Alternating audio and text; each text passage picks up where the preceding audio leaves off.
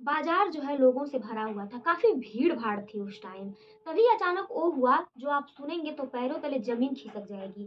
एक 20 साल की लड़की जो बेहद खूबसूरत थी, वह अचानक ही लोगों के बीच जो है अपने कपड़े उतारना शुरू कर देती है। वह एक-एक कर सारे कपड़े फेंकने लगती है। इतना ज़्यादा भीड़ होने के बावजूद भी कोई जो है उस लड़की को रोकता नहीं है और ना ही कोई कारण जानने की कोशिश करता है। सभी लोग जो है लड़की को देखते हैं। तभी भीड़ से एक महिला आती है, महिला चिल्लाते हुए आती है और वहाँ पे जितने लोग मौजूद थे, जो तमाशा बन कर के देख रहे थे, उन्हें डाँटती है और जो है कपड़े अपना देती है और उस महिला को भीड़ से अलग करके एक जगह लाती है, वहाँ पे उससे बातचीत करने की कोशिश करती है। जब महिला उससे बातचीत कर रही होती है, तभी वहाँ 1-2 और महिलाएँ आ जाती हैं और महिला जब पूछती है उस लड़की से कि आखिर वो ऐसा क्यों कर रही है, उसे समझाती है कि ये गलत बात है, तब जो है बात करने के दौरान ही उस महिला को पता चलता है कि जो लड़की है, उसकी जो स्थिति है, दिमागी हालत है, वह ठीक नहीं है। वह लड़की जो है मंदबुद्धि थी। महिला जो है उसे कुछ बाज़ार से लाई रहती है, खाने के लिए देती है और इस साथ ही साथ जो उस महिला के साथ लड़की को लेती है और उसके घर उसको छोड़ देती है। घर पे छोड़ने के बाद जो है महिला अपने घर आ जाती है। महिला अपने घर आती है तो जैसे ही रात के 2 बजते हैं, महिला का एक बेटा होता है, क्योंकि महिला की पूरी फैमिली होती है, उसके सास-ससुर होते हैं, उसका एक बेटा होता है और उसके पति होता है। अब जो उसका बेटा होता है रात के 2 बजे ज़ोर-ज़ोर से चिल्लाने लगता है। जब बेटा चिल्लाता है तो सास-ससुर जो होते हैं महिला के उठ जाते हैं और कहते हैं कि बेटा तुम क्यों रो रहे हो? तुम्हारी मम्मी कहाँ है? फिर बेटा और ज़ोर से चिल्लाने लगता है। वो कहता है कि मेरी माँ नहीं मिल रही है, मैं उन्हें खोज रहा हूँ, लेकिन मेरी माँ मिल नहीं रही। चूँकि जो लड़का होता है उसकी उम्र जो है महज़ 4 साल होती है। घरवाले परेशान हो जाते हैं कि आखिरकार वो महिला गई कहाँ? अब जो है जो घर वाले होते हैं, वह खोजबीन शुरू कर देते हैं, आस-पास के लोग जान जाते हैं। महिला के मायके वाले चूँकि 50 किलोमीटर दूर उसका मायका होता है, वह भी लोग जान जाते हैं और पुलिस आती है, मायके वाले एफआईआर दर्ज करवाते हैं और पुलिस को एक जंगल होता है, एक जगह होता है, वहाँ पे एक महिला की लाश मिलती है और लाश के रूप में कोई और नहीं जो है, इसी महिला की पहचान की जाती है। नमस्कार, मेरा नाम प्रतिभा है और आज की इस सच्ची घटना में आपका फिर से स्वागत है। आज की जो सच्ची घटना है वह बेहद ही रहस्यमयी घटना है, अपने आप में बेहद चौंका देने वाली घटना है। इसे आप अंत तक ज़रूर सुनें और हमारे साथ अंत तक ज़रूर बने रहें। वाक़ई में जब इस कहानी का एंड होगा तो आप लोगों को एक ऐसी कहानी जानने को मिलेगी जिसे सुन कर के आपको यकीन नहीं होगा। तो चलिए शुरू करते हैं। दरअसल ये जो घटना है वह गुजरात प्रदेश का जो बनासकांठा है वहाँ की घटना है। वहाँ का जो थाना लगता है पालनपुर, वहाँ की घटना और जुलाई 2019 की घटना है। क्योंकि जो एक प्रकाश नाम का व्यक्ति होता है, उस प्रकाश के नंबर पे अचानक पुलिस फ़ोन करती है और कहती है कि तुम अपनी पत्नी का जो फ़ोटो है हमें व्हाट्सएप करो। तुम्हारी पत्नी जो है मिल गई है। प्रकाश को अपनी बात पे यकीन नहीं होता क्योंकि यही महिला थी जिसके पति का नाम प्रकाश होता है। अब जो है इस घटना को 14 साल बीत चुके थे। प्रकाश तुरंत सोचने लग जाता है कि वाक़ई में मेरे साथ कोई मज़ाक कर रहा है। ऐसा कैसे हो सकता है कि जो मेरी पत्नी मैंने अपने हाथों से जलाया, जो 14 साल पहले मैं दफना चुका हूँ, वो वापस से कैसे ज़िंदा हो सकती है? अब ये जो बात थी, वह प्रकाश बोलता है कि तुम क्यों मज़ाक कर रहे हो? तुम कौन हो? मेरी तबीयत ठीक नहीं है, तुम जो भी हो फ़ोन रख दो। वो फ़ोन कह के काट देता है, फिर पुलिस वाले फ़ोन करते हैं, कहते हैं वाक़ई ये सत्य बात है, तुम पहले अपनी पत्नी का फ़ोटो सेंड करो। अब प्रकाश जो है व्हाट्सएप पे अपनी पत्नी का फ़ोटो भेजता है, तो पुलिस वाले कहते हैं फिर एक नंबर से कॉल आता है, पुलिस वाले कहते हैं तुम्हारी पत्नी मिल गई है, वह ज़िंदा है और तुम आओ थाने और अपनी पत्नी का शिनाख्त करो और भी जो चीज़ें हैं हम तुमसे पूछताछ करेंगे। क्योंकि प्रकाश कहता है कि मेरा तबीयत ठीक नहीं है, लेकिन मेरे घर वाले जो है जाएँगे और देखेंगे। अब जैसे ही प्रकाश के घर वाले थाने में जाते हैं, उसकी बहन होती है, उसके भाई होते हैं और अन्य जो सदस्य होते हैं, वह जाते हैं तो देखते हैं कि वाक़ई में जो वहाँ का नज़ारा होता है, वह बेहद ही चौंका देने वाला होता है। वह महिला कोई और नहीं बल्कि जो 14 साल पहले जिनको ज़िंदा जलाए थे, वही महिला जो है पुलिस थाने में खड़ी थी। अब जो है हम बताएँगे कि आखिर में क्या हुआ उस महिला के साथ, वह महिला ज़िंदा कैसे हुई, तो चलिए देखते हैं।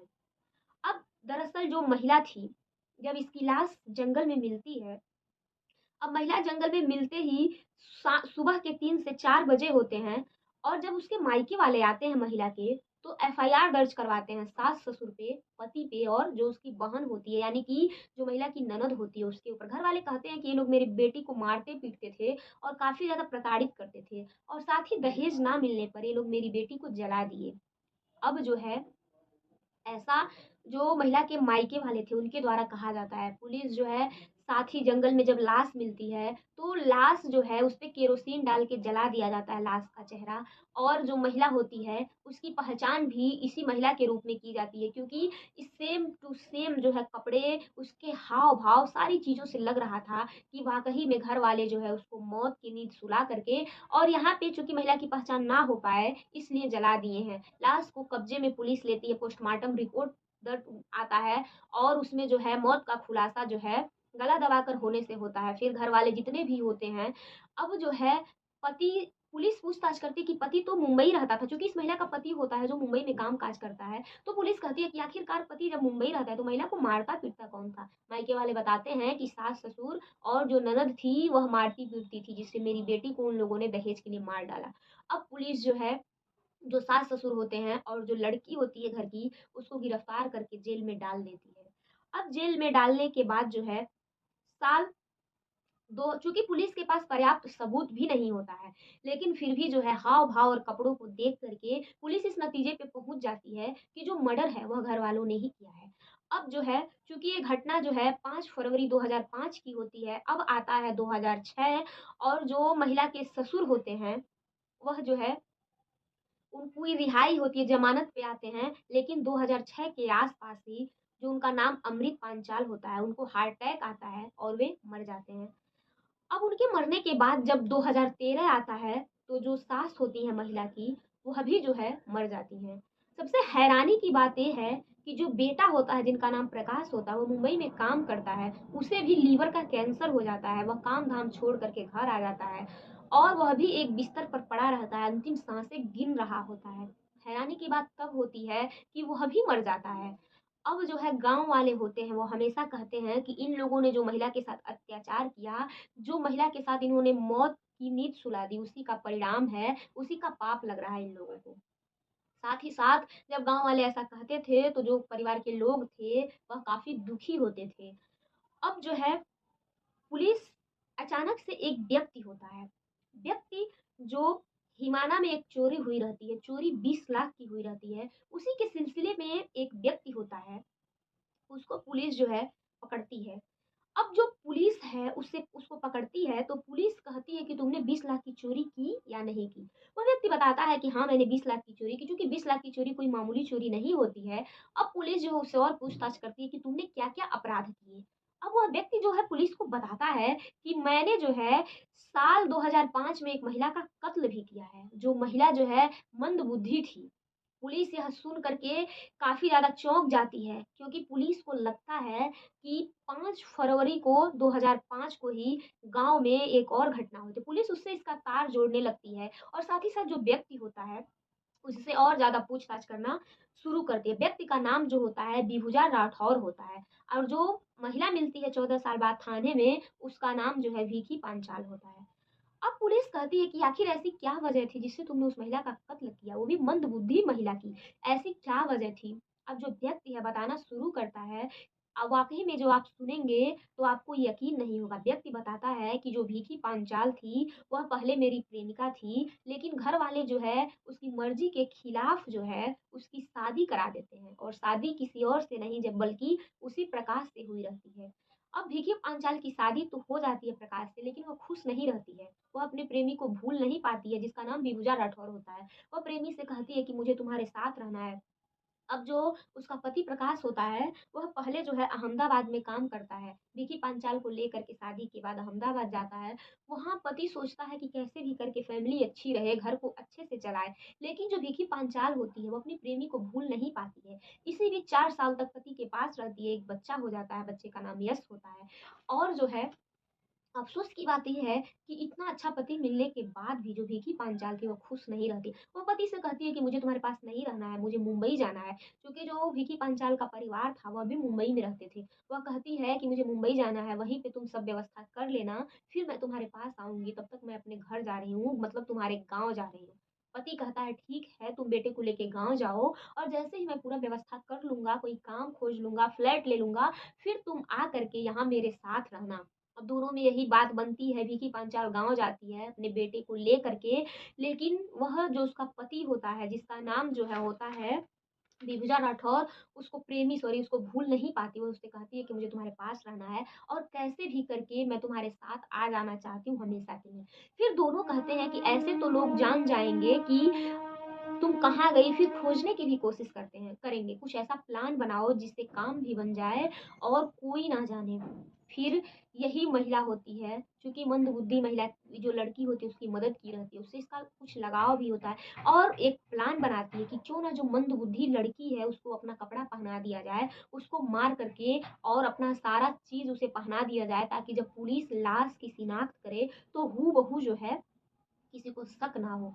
और होता वही है, प्लान के तहत जो है 5 फरवरी को उस मंदबुद्धि लड़की को बुलाया जाता है और बुलाने के बाद जो है उसको सारे चीज़ जो है पहना दिया जाता है। पहनाने के बाद जो है उसको जंगल में ले जाया जाता है और उसका प्रेमी पहले से मौजूद होता है, विकी पांचाल भी होती है। दोनों मिलकर के महिला की गला दबाकर हत्या करते हैं। हत्या के बाद जो है केरोसिन डालकर उसका चेहरा बुरी तरह जला देते हैं, उस लाश को जंगल में फेंक देते हैं और फेंकने के बाद जो विकी पांचाल होती है अपने घर भी नहीं आती है, वापस से अपना जो प्रेमी होता है उसके साथ चली जाती है और दोनों एक किराए के कमरा लेते हैं, वहीं पे रहने लगते हैं। हैरानी की बात तो तब है कि जब पुलिस लाश की शिनाख्त कर रही होती है तो पुलिस लाश का डीएनए टेस्ट भी नहीं मैच करती है और सिर्फ कपड़े और हाव भाव को देख करके मान लेती है। और चूंकि ये विकी पांचाल उसका प्रेमी है, इतने बड़े शातिर होते हैं कि जब विकी पांचाल जो है भागने वाली होती है, उसके जो है 2 से 3 घंटे तक ही उस लाश का मर्डर भी होता है ताकि किसी को कोई भी शक ना हो।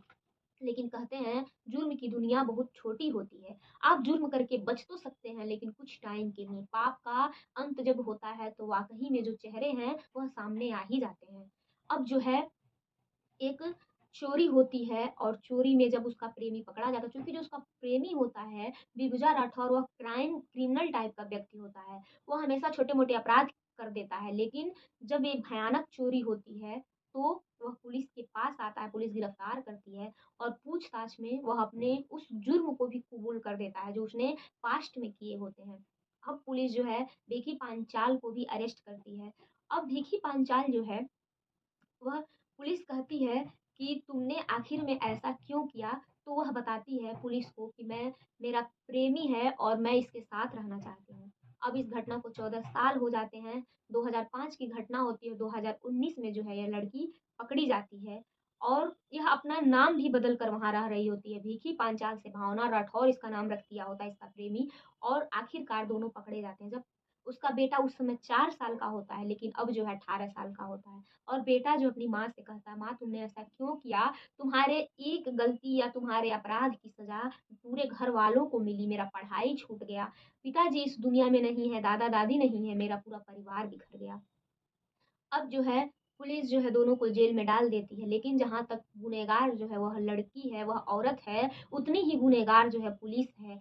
एक गलती की वजह से पूरा का पूरा परिवार जो है बिखर कर रह गया, अब उस परिवार में कोई नहीं बचा और यहाँ तक कि उन लोगों ने जो यातनाएँ झेली वह भी अपने आप में कम नहीं है। तो कहते हैं कि हज़ार गुनहगार को फांसी भले ना हो, लेकिन एक बेकसूर को फांसी नहीं होनी चाहिए। उसे सज़ा नहीं होनी चाहिए। लेकिन यहाँ पे जो पुलिस है उसका कार्य भी निंदनीय है। आपको क्या लगता है इस घटना के बारे में? हमें कमेंट में ज़रूर बताइए। मिलते हैं एक और सच्ची घटना के साथ, तब तक के लिए नमस्कार। और यदि आपको हमारी मेहनत पसंद आई हो, हमारी कहानी अच्छी लगी हो तो इस चैनल को सब्सक्राइब कर लें।